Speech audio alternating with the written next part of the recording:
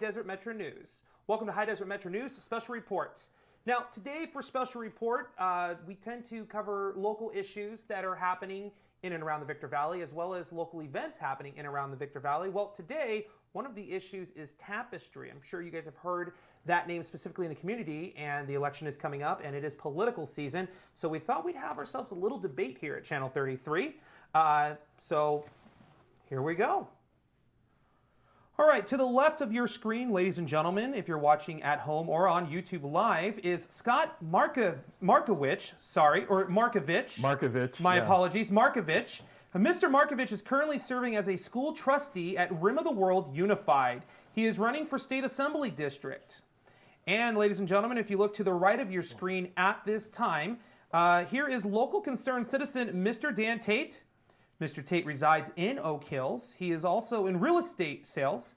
Mr. Dan Tate is the founder of the Don Ferrasi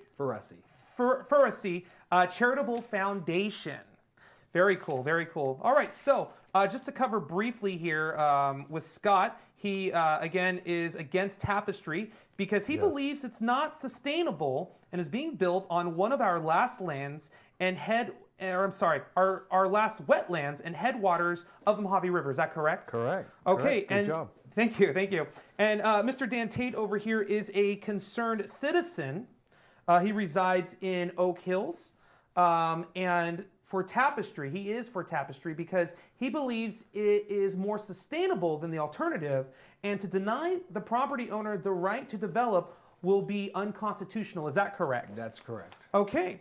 Well, aside from all of that, we're going to have you guys introduce yourselves and tell us a little bit about who you are and how you are relevant in our community. Scott, why don't you start first? Well, it's a pleasure to be here, and thank you, Andrew, for having me. I live kind of above where the Tapestry development's going to be, and I take a lot of hikes from my home. I live up in the San Bernardino Mountains, and it was discouraging to me when I heard about the petition by the Caravella group to start to build or to start the process to start to develop the property out there. It's been a part of my life for many years. I've lived in the San Bernardino Mountains all my life. I'm 55 years old, and it's also been a big part of my platform. I have running for the State Assembly District 33 out here, and I'm running on a lot of principles, and this one is more on sustainability. And I was discouraged to see, knowing, and if you understand how water is out here, it's crucial and it's important. And if we don't look to the future and try to keep it here, we may not be able to sustain ourselves and make it last. And our environment is very important. And I think Tapestry is an old way of economic development, and it's the way we've been doing things for a long time, but there is limits to this. And I think that we have to start to rethink how we're going to go economically towards the future. And I don't see continued kind of track mentality building to be our future, but I do see it that development will be part of our future, but this particular development is going the wrong pathway, and it's creating some obligations not only to our environment but to our financial interests of liability and police services and infrastructure services, and we do have a lot of liability insurance that's going to be addressed because it's in a floodplain. And there's all going to be a lot of litigation here, so that kind of explains some of it. I don't know how long you want me to talk. No, it's okay. If you want me to keep going, I'll keep going. Talk forever, right? Yeah, exactly. But I do want to allow Mr. Tate to Absolutely. have his. So. All right. Well, Dan, with that being said, can you please introduce yourself a little more and tell us about how you are relevant in our community? Well, I'm not sure if I'm relevant, but I certainly have an opinion. I'm a 30-year resident of the Victor Valley. My wife and I have raised our 3 kids here. They've all graduated college. I've been involved civically for 25 years, taking special interest in social issues. In 2005, my wife and I started the Don Ferrasi Charitable Foundation. We offer scholarships to kids based on their community service. We sponsor veterans events, and we fulfill the wish list of kids at Christmas time. My issue with my interest in the project is I believe that it it is far more sustainable than the alternative of spreading that development over the desert, and will have much less impact. Okay. Let's start with you. What is your stance on the Tapestry development, and why? Why such a stance? Well, I'm fervently in favor of the Tapestry. One, because it brings a quality of life that this desert's not seen in many other projects. And if we look at other organized projects like Eagle Ranch, even in the housing downturns, if you look at the quality of the homes and the lifestyle there, the master plan development required walkways, paseos, schools, parks, and when you get out of a specific plan, there's not those conditions on the developer to put in the amenities that are required. Tapestry's been under exhaustive overview and review. Their environmental reports have been approved. We talk about the water. Well, the water has been proven to be in that aquifer there. The city of Hesperia bought half the water 5 years ago. They paid $36 million for the water. So if the water's not there, what did the city of Hesperia buy? Okay. All right. And Mr. Markovich, what is your stance on the Tapestry development, and why such a stance? Well, number one, it's not a sustainable project. Number two, it's an old way of thinking of economics, and we have typically having cultural changes right now in society, and I see it as a loser in terms of being able to sell. The reality is that the high desert and in the San Bernardino Mountains, there isn't the job market to justify this many more residents or full-time residents, or to provide it. So that means that it will be impacting our freeway system and our economy in general, meaning are we going to be able to afford to have the jobs for these people that are going to be buying. But I mean, beyond that, typically when you look at what Terra Verde is, the developers, and Daniel might be able to correct me more on that, but I think that's the name of the group. And they are in a situation with legal litigation that I think will go on. Now they have gotten approval because Tapestry is within the jurisdiction of the city of Hesperia. So it's within there, and so it's not an unincorporated area, which would be in the county of San Bernardino. But there's the significant amount of environmental concerns, and any developer, and by the way, I am a builder, I'm a small builder of residential homes, so I'm not opposed to development. But this kind of development is very risky, and it's speculative, and it's risky because it's proposing close to 16,000 homes, and 16,000 homes are, I think, really unsustainable right now in the middle of a drought. Mr. Tate is absolutely correct. They do have some water rights, but there's never been anything really defined about how much water they can really access and how much water that the Mojave Aquifer, and this is at the headwaters, can sustain it. And the issue is, too, there's a lot of biodiversity, being that it's a wetland, and this is something that is a treasure that we can never return if we decide to cement it over. These typical developments, too, because of these kind of things environmentally, they get into issues with different state organizations like Lahontan, the Sierra Club, which doesn't have any real power but is a very strong advocate, and they're not in real favor of this and the size of this development. There's another entity of city, the Biodiversity Group, and that's a federal group. It doesn't have per se power, but it is an advisory role. And this thing could be tied up with a lot of judicial things. And you know, if you understand economics with builders, the longer these things drag out, the less and less incentive it is to develop these things. And typically, I have a lot of concerns that this project could be, and I don't have any proven facts, but I do have one. We had one up in Lake Arrowhead that they went and allowed to do that. Typically, it was more about trying to get out of this than it was about developing it, and because of the legal hurdles and the economic realities, and these right now, this much housing, and they know they say they're going to spread it out for a long time, but this much housing is probably not the direction that I think that this country or the state is moving. Okay. So I don't think there's going to be a market here. And then when you look at these legal hurdles, they may not be able to ever really get this off the ground. They're facing some pretty significant legal issues to cross and before they can even break ground. All right, well, Mr. Tate over here was almost doing a happy dance. Were you going to run a marathon? Got the Sierra Club and the Center for Biodiversity. They're simply land grab agencies. They hold developers hostage, they sue every development, and they want concessions for it. They don't care about the environment. They don't care that Tapestry moved and gave up 4,000 lots and they're completely out of the wetlands. You would be if you develop in the wetlands, you'd be facing federal. Those are federal, not just state and federal. So the city of Vesperia doesn't have the latitude of approving a project in the wetlands. That's against federal policy, and the Department of Fish and Game would be down here in a heartbeat. Let's talk about Scott's saying, though, we don't think the economics and the jobs are here. Who is the government to get involved in capitalism and free market? Okay, are you going to tell me I can't open a business because you don't think I can sell enough shoes? That's far overreaching. We never want to get involved in controlling consumer demand. That developer is going to develop that land because there's a demand for housing. People are going to buy those. Builders don't go out and build houses if they don't expect somebody to buy them. And then, so we talk about jobs. Well, what do jobs need? Jobs need qualified labor force. Qualified labor force comes in new development, especially higher priced new development. So I got all the rationales here have already been proven to be false. The narratives about the economics of it.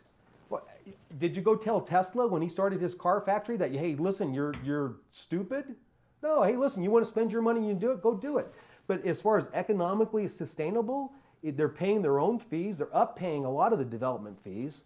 They're not putting any burden on the public. Their taxes are shown that they will cover the police and fire protection. They're going to use less roads because they're going to be it's going to be developed within a self-contained community. It's going to add a quality of life that mom can get in her stroller and the kid can walk on the bike on a safe pedestrian trail and walk to a neighborhood park. We don't have that quality of life here. We keep saying we want jobs, but jobs require a qualified labor force, even if it's a skilled blue collar. And we don't have that right now. Those people, now we say we want retail. Well, and we want to improve the roads. Well, the biggest source of income for a local city is retail sales tax. Why do you think they want hotels and car dealerships? So what do retailers need? Retailers depend on rooftops. So if we don't get those rooftops up here, we're not going to get the income. Now, I'm not saying that you sell your soul to get the income up here. This development is a quality of life that people have been looking for. Listen, there's a death in the suburban sprawl. There's a death in it. People are not wanting to go out farther anymore and have bigger lots and bigger responsibilities to take care of. What they want is a home after driving to and from work and taking the kids to soccer practice that they can easily manage and maintain, and a home that's within a quality development that will maintain its housing values, because as a specific master plan, they're going to have an HOA and they're going to have conditions on maintaining it. For us to go in and tell the developer, you're stupid, you're not very smart or wise or pragmatic for building a product that nobody wants, that's unconstitutional. Okay. Moving on, gentlemen. Number three. First off, Scott, you are actually a professional developer, correct? I am a residential single family. Okay, not a tract or condo. Okay. Just would you be able to, on average, estimate how long? I believe you said it was 16,000 homes that were proposed to go up. Mm-hmm. On average, how long something of that would take to do? I think a good comparison would be in the Inland Empire is of like a Highland Ranch, and okay. So you're probably looking at 20 to 40 years, kind of. I mean, to build actually from the ground up. Right. See, it'd definitely be done in stages. So based on economics. So I mean, what they conclude based on their studies of what the buying market might be. So they definitely, because they are in business, they want to stay in business, they would adjust accordingly. So that's what my estimation is, but it'd be more of a question you have to ask them. But okay. When I was at some of the meetings, that's what they indicated, that this is a almost a half a century kind of project. Okay. So, have you actually seen the plans? Yes. Okay. Tell us a little bit about that, please. Well, there's some.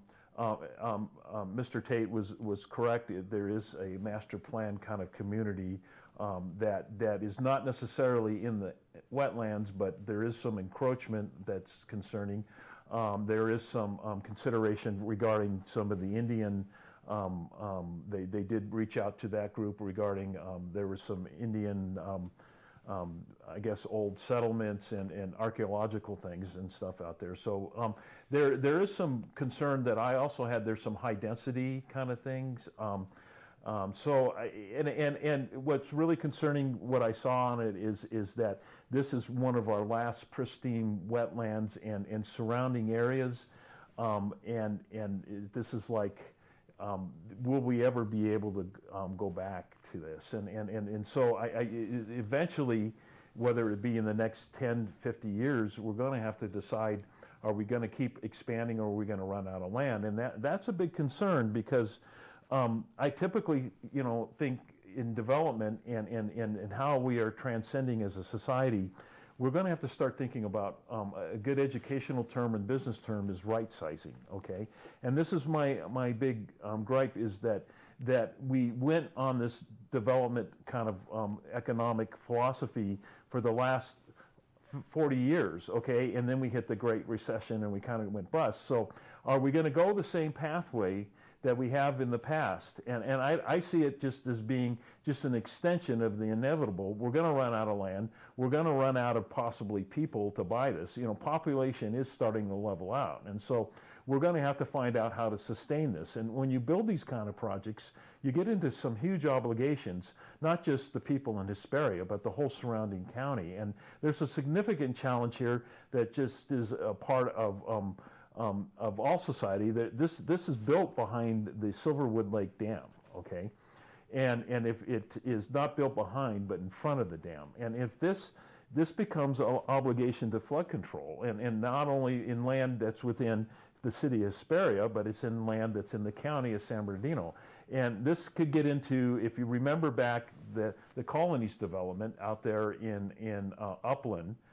That was a major issue for the San Bernardino County, and we ended up in an obligation with that of close to over $100 million in counting, and that's without whether or not if we've had a flood. And so you have to think about all these things in a master development, because you as a community take on these liabilities and obligations of fire, police, and schools. Now, they've suggested that they will build these, but there are bond obligations to build these things. And to me, I think it's too massive of a project. It's unjustifiable based on the economics right now and the incentive to buy. I don't think that there's a market for this anymore. And this is one-time jobs, meaning these construction workers come in, finish this, then they're gone.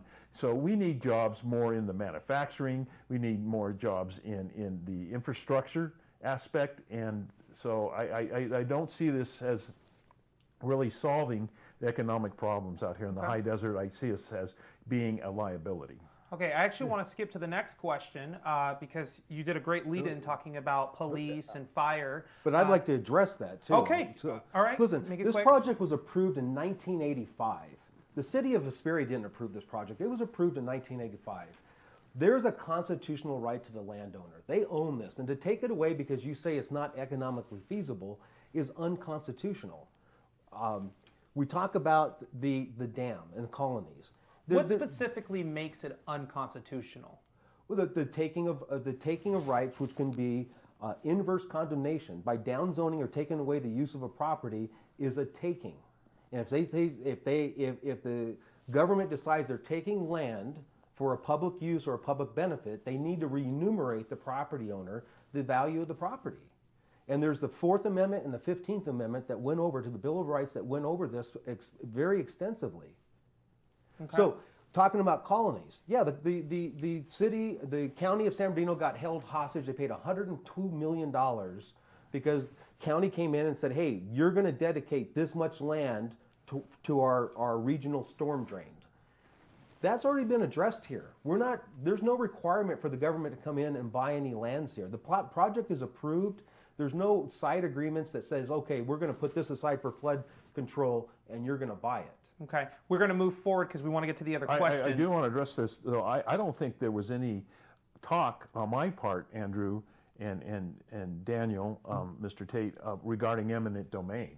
Mine was justifiable economics. So I would never suggest that government come in and take private citizens' property.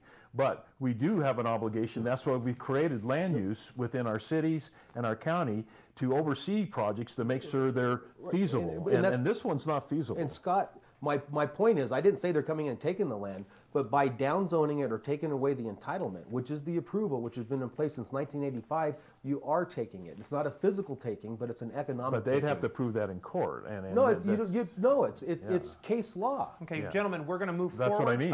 Case with law, they'd have to water, prove it. public road, highways, safety, police, and fire, as that was mentioned with Markovich.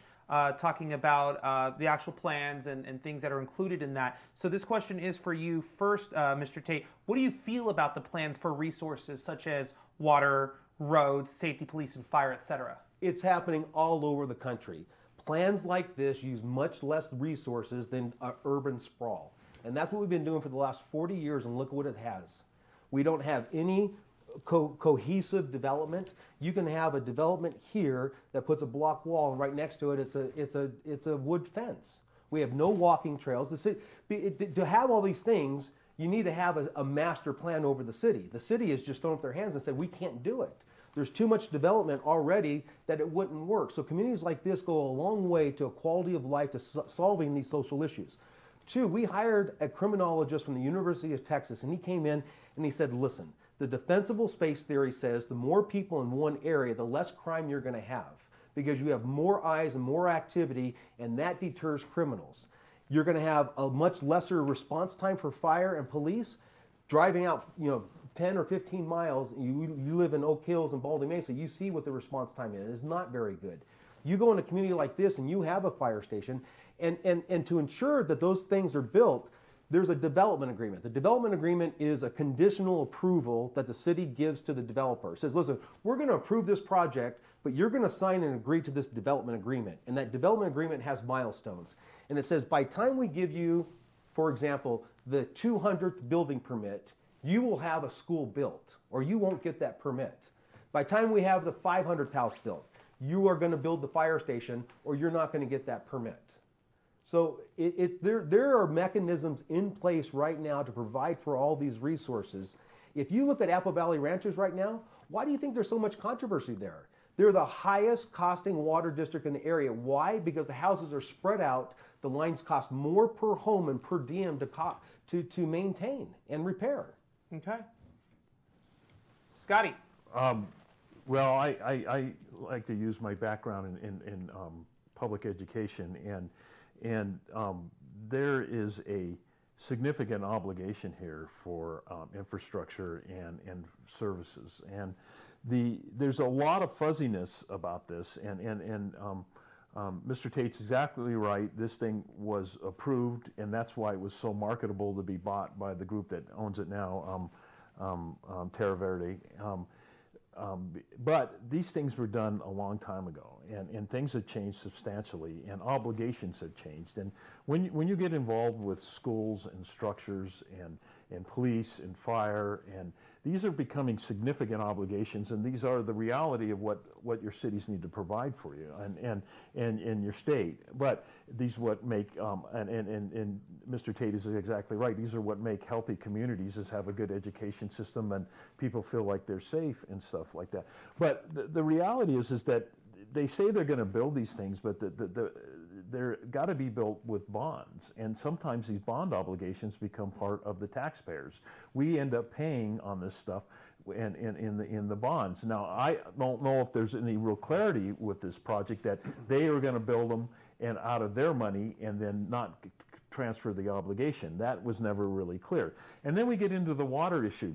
There's a lot of speculation that who and what has these rights. We have to realize that just because Hesperia sees this as an asset to them, but this impacts everybody involved out here in the high desert, all the way out to Newberry Springs. There is allotments of water that start there, and the biggest supplemental water aspect of our Mojave River is right in this area, and they release it from Silverwood Dam, from Delta water that comes up there. And so I don't know how they're going to start to decipher who has what rights to how many gallons and how many gallons this place is going to use.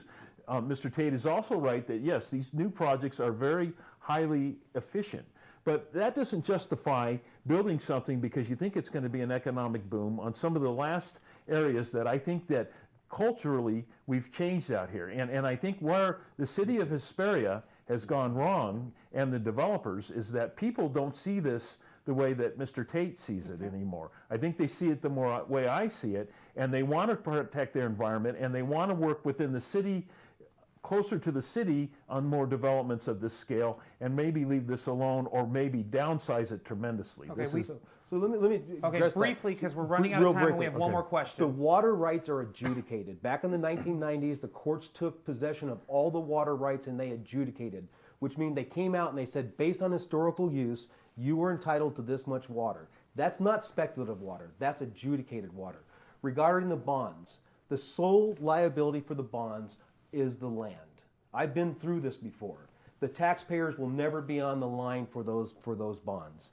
And if you look at this development and you say, we can't sustain this many homes, I guarantee you from 2001 to 2006, there was 25,000 houses built in the high desert.